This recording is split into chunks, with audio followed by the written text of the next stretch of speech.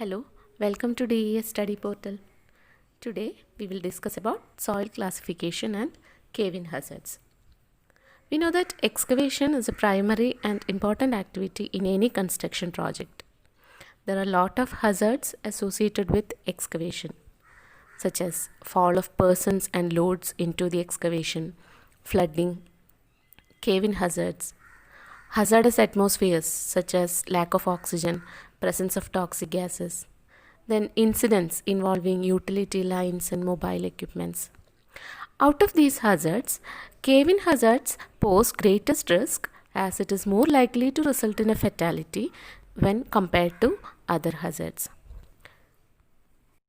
What is cave-in? Cave-in is the separation of a mass of soil from the side of an excavation and its sudden movement into the excavation. Or in simple words, cave-in occurs when walls of an excavation collapses. It can happen in excavations of any depth, but it is more common in excavations having depth more than 5 feet. Cave-in happens suddenly with no warning and workers won't get enough time to escape. 1 meter cube of topsoil weighs more than 1.5 tons, which means a person trapped under only a feet of soil experience immense pressure which can prevent the lungs from expanding, which causes suffocation. What are the reasons for caving? First one is unstable soil. The soil, when undisturbed, it is in equilibrium under the action of natural forces. But when we excavate the soil, this equilibrium is lost and the soil will become unstable. The type of soil also is an important factor in cave-in hazards. We can generally classify soil into two: cohesive soils and granular soils. Cohesive soils are fine-grained soils like clay, silt, etc. Granular soils are coarse-grained soils like gravel and sand. Generally, the attraction between the sand particles, it is more in cohesive soils. So obviously, cohesive soils are comparatively more stable than the granular soils. Another reason for cave-in hazard is excessive vibrations which are caused by the construction equipments. Also, the weight which is kept very close to the edge of the excavations may also result in cave-in hazards. And finally, waterlogging. Water content of soil also affect the stability of the soil. Any soil which has water seepage through it, it is more likely or more prone to cave-in hazards. The water content, in terms of water content, both saturated soil and oven-dry soil are found to be less stable than partially saturated soil. So these are the major reasons which causes cave-in hazards. Let us see the soil classification by OSHA. The classification of soil is important because the type of protection to be provided against cave-in hazard greatly depends on the type of soil. So here I am discussing the soil classification by OSHA. OSHA classifies soil into 4 types or 4 classes. That is stable rock, type A soil, type B soil and type C soil. This classification is not only based on the type of soil but also the soil or the site conditions. That is the type of soil, the character of the soil and the site conditions are considered and they are classified into 4. First one is stable rock. Stable rock is the most stable one out of these 4 classes. We can make an excavation with vertical sides in a stable rock and that vertical sides will remain intact even without any protection. So that's the most stable type out of these 4 categories. Examples are granite, sandstone, etc. But stable rock is practically not achievable in many cases because excavation in rocks involve drilling or blasting which will make the rock less stable. Also, determining whether a deposit is of stable rock or not may be difficult unless it is known whether crack exists or not. The next type is type A soil. Type A soil include cohesive soils with UCC, that is unconfined compressive strength, more than 1.5 ton per foot square. Unconfined compressive strength is the load per unit area at which soil will fail in compression. Or if you load a soil sample, if you apply simple compression on a soil sample, the load till failure, the load at which the soil fails in compression, that load divided by the cross-sectional area is the unconfined compressive strength of the soil. So if you have a cohesive soil which is having UCC more than 1.5 ton per foot square, can be classified as type A. But all the soils having this strength or above is not type A. If the soil is fissured, or if the soil has subjected to vibration or any other previous disturbances, or if it is a part of a sloped system where it is sloping towards the excavation, it cannot be classified as type A.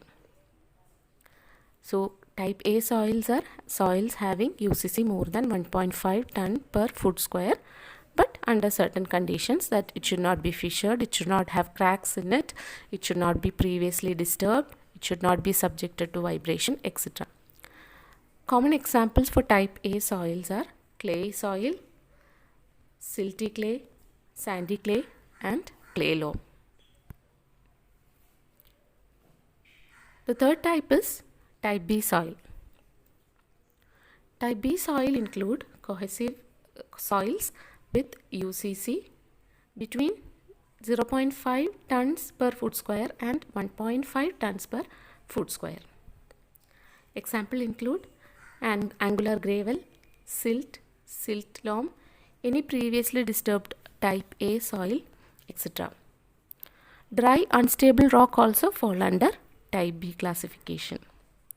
So that's the third type, type B soil.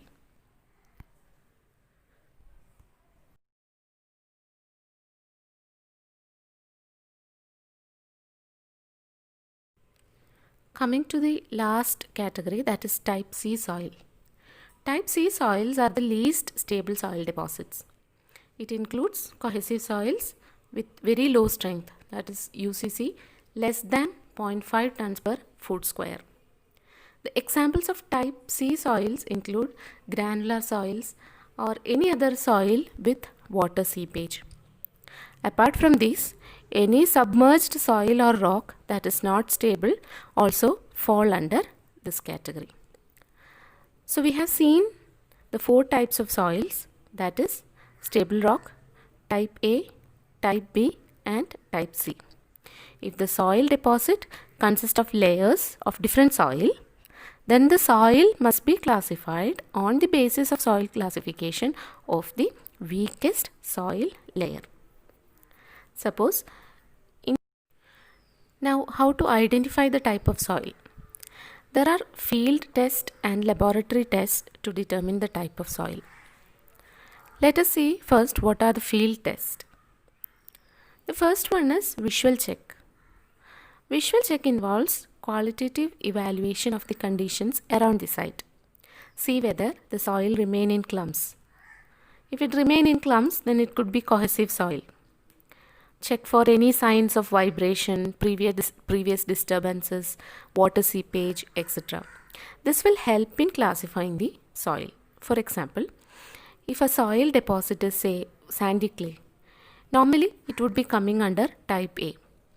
But if the soil has water seepage through it, then it could be categorized as type C. So that's the first field test which we can perform, that is a visual check. Second one is thumb penetration test. Thumb penetration test, it's actually very subjective and it may not yield very accurate results, but still that is a method to at least to understand the character of the soil. This is how it is done. Press the thumb firmly into the soil. If we could make an indentation, by great difficulty, then the soil is probably type A. If our thumb penetrates to the length of the nail of the thumb, then the soil is probably type B.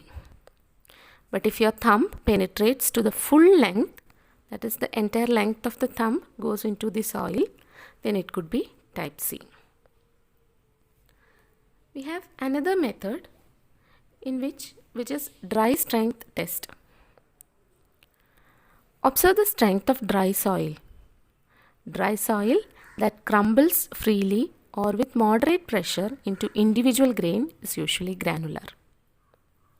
Dry soil that breaks into smaller clumps or on the application of moderate pressure is usually clay, which is in combination with other types of soils.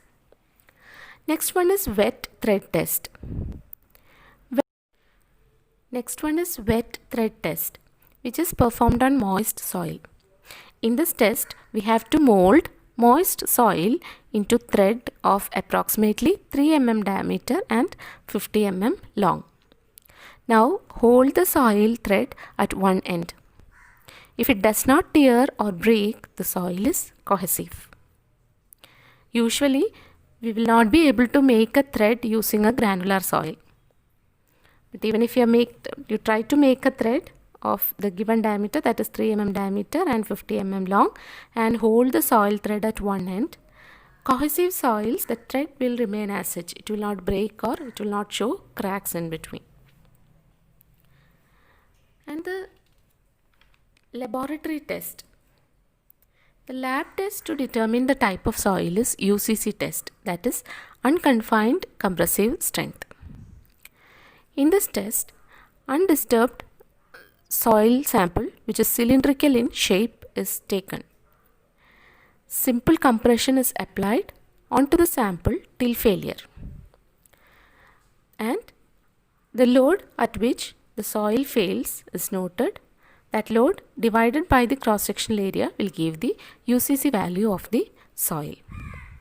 Based on the UCC value, the soil type can be determined.